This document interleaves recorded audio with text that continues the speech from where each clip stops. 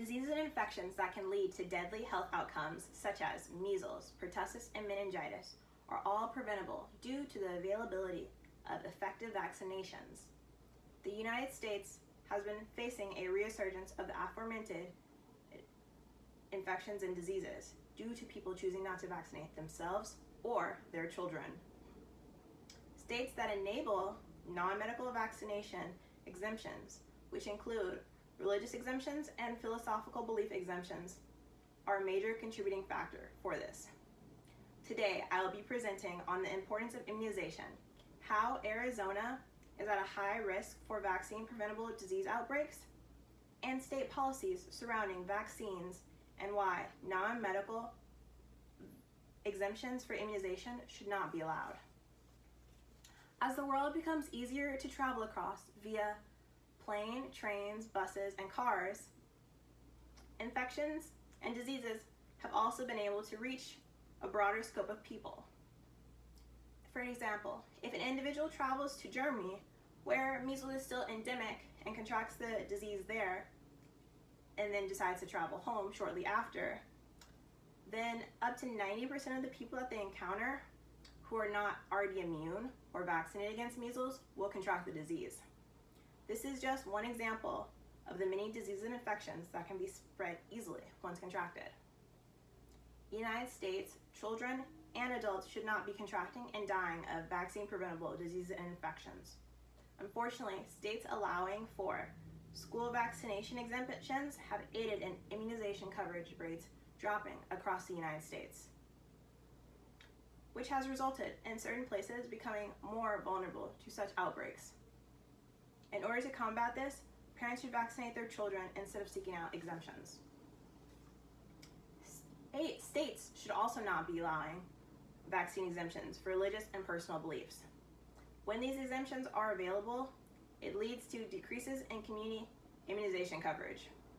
The state of Arizona allows for both philosophical belief and religious vaccine exemptions, which has put Arizona at a risk for disease outbreaks. In 2019, Arizona's immunization coverage for measles, mumps, and rubella vaccine, otherwise known as the MMR vaccine, dropped to 93%.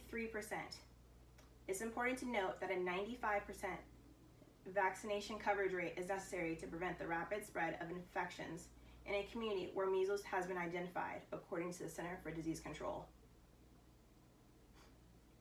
9 out of Arizona's 15 counties also fall below the recommended 95% MMR threshold, according to the Department of Health Services, the Arizona Department of Health Services, to clarify. These factors continue to put Arizona at risk of vaccine-preventable disease outbreaks. The policies surrounding religious and personal belief exemptions vary from state to state. According to the Arizona Department of Health, personal belief exemptions only need to be signed by a parent, while religious exemptions must be signed by a physician in the state of Arizona. These exemptions can be used in elementary, middle, and high school. Colleges and universities are much stricter, as immunization is a requirement to enroll in such institutions within the state of Arizona, as well as many other states. Many of the 2019 outbreaks of measles were among young children. An example of how religious exemptions can be harmful were the back-to-back measles outbreaks in Rockland, New York. Over 75% of measles cases in 2019 were linked to outbreaks in New York City and Rockland. The majority of these cases were among unvaccinated children in Orthodox Jewish communities, as stated by the United States Department of Health and Human Services. According to the Center for Disease Control, there is a link between these cases and the 75% of measles outbreaks in New York. Outbreaks of measles were continuous in both Rockland County, where the majority of the outbreaks were taking place, and in New York City for almost 8 months. In fact, the United States almost lost our measles elimination status, which we've had since 2000. If personal and religious exemptions were not allowed, then many of these outbreaks would not have occurred. All the states and Washington, D.C. should take on stricter policies regarding non-medical vaccination exemptions, as they result in the decrease of non-medical vaccination exemptions being provided. This can be seen by California's response to the 2014-2015 Disney measles outbreaks, which they responded by passing Senate Bill 277, which banned non-medical vaccination exemptions. This went into effect January 1st, 2016, as mentioned in a study posted in PSOL Medicine.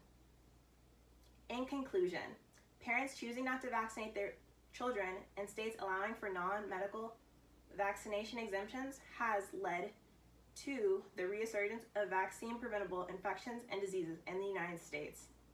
In order to keep immunization coverage and fight against this resurgence of vaccine-preventable diseases and infections, states should not enable parents to receive non-medical vaccination exemptions to forego school immunization requirements. Parents should seek out immunization not only for the sake of their children, but also to protect the community they reside in. It is the responsibility of states to limit the accessibility of non-medical vaccination exemptions as well. Thank you.